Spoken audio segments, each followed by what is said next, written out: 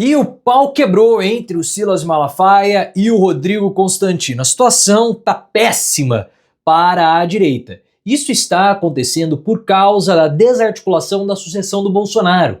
O Silas Malafaia criticou a indicação do Flávio, dizendo que era um amadorismo da direita o que aconteceu. Já o Constantino defendeu a indicação do Flávio Bolsonaro. Mas aí começaram todos os problemas. O Rodrigo Constantino criticou o Silas Malafaia porque o Malafaia tinha criticado aquela bandeira dos Estados Unidos lá em setembro, no ato bolsonarista, no dia da independência. Aí o Malafaia falou que o Rodrigo Constantino não é jornalista, falou que o Constantino é um bolsominion e desceu ali toda a briga de pelanca. Eu acho que eles têm que resolver isso no gel. No gel.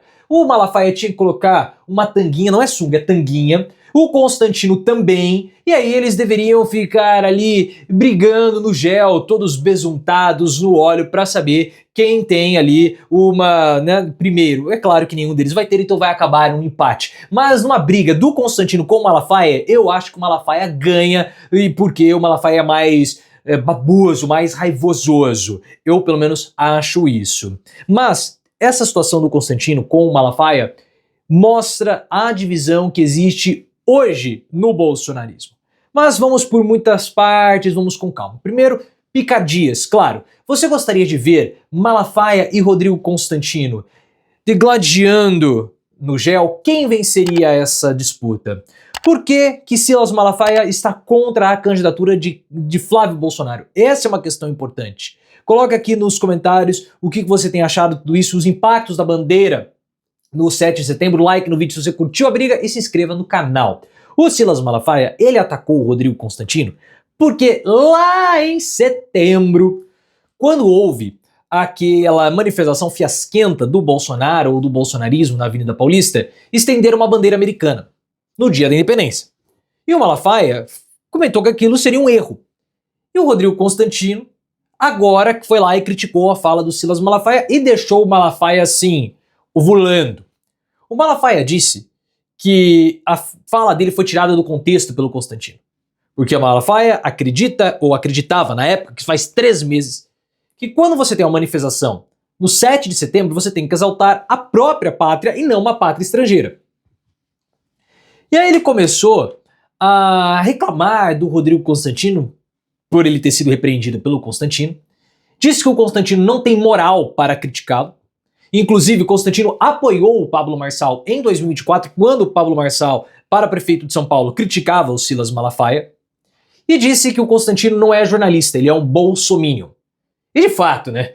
Rodrigo Constantino não é nada, ele quer posar de intelectual porque ele tem ali muitas revoltas por ele ser um fracassado. Rodrigo Constantino, ele é um fracassado. Ele não conseguiu superar os insucessos na vida. Não sei se os insucessos do Rodrigo Constantino são os insucessos femininos, o que é muito possível, ou por ele ser um economista frustrado, porque o que mais tem é economista frustrado. Ele é formado em economia e, como eu fiz administração, fiquei ao lado do pessoal da economia.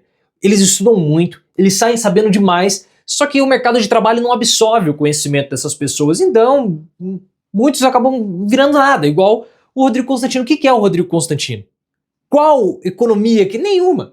Então assim, ele é visivelmente um revoltado. E o Malafaia, a crítica que ele fez à bandeira americana, ele tá certo.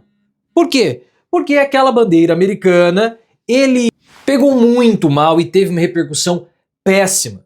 Porque aquele episódio, naquela época, tinha toda uma discussão do Lula nacionalista, patriota, justamente por conta das sanções que o Donald Trump colocou no Brasil, sanções que ele retirou, inclusive as sanções da Lei Magnitsky, né?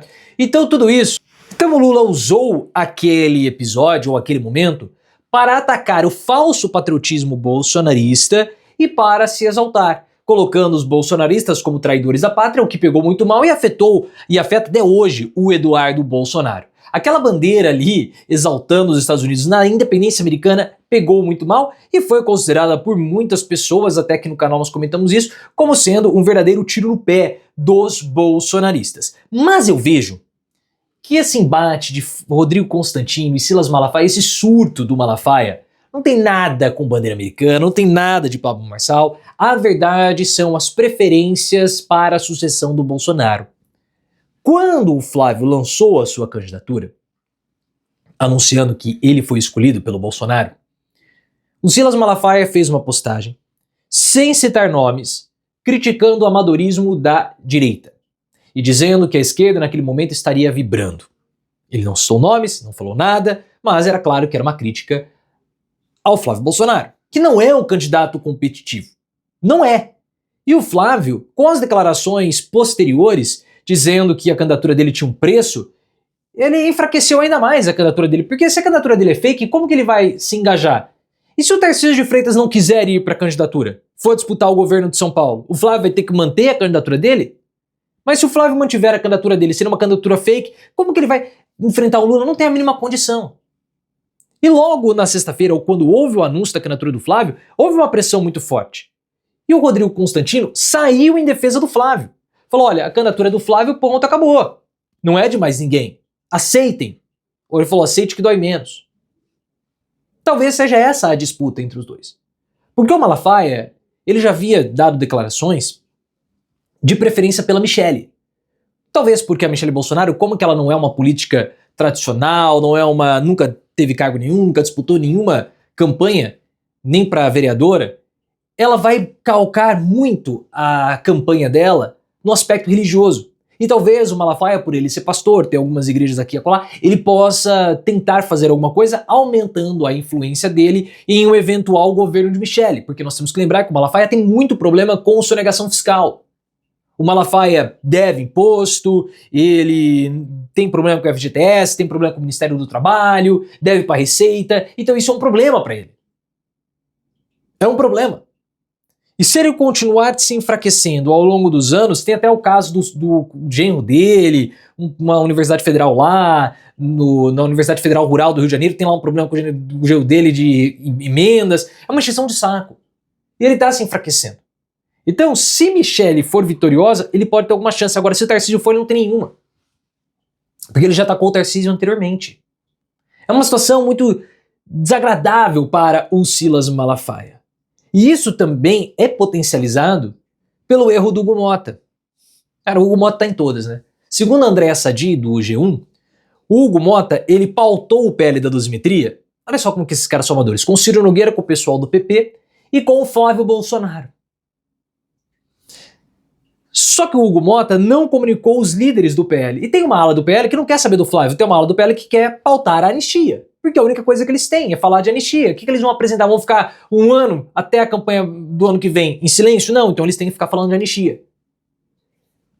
O Hugo Mota levou para o plenário a votação da dosimetria, tentou caçar o Glauber Braga, não conseguiu, aprovou a dosimetria, porém, ele não conseguiu retirar ou fazer com que o Flávio Bolsonaro retirasse a candidatura. Ele desagradou todo mundo.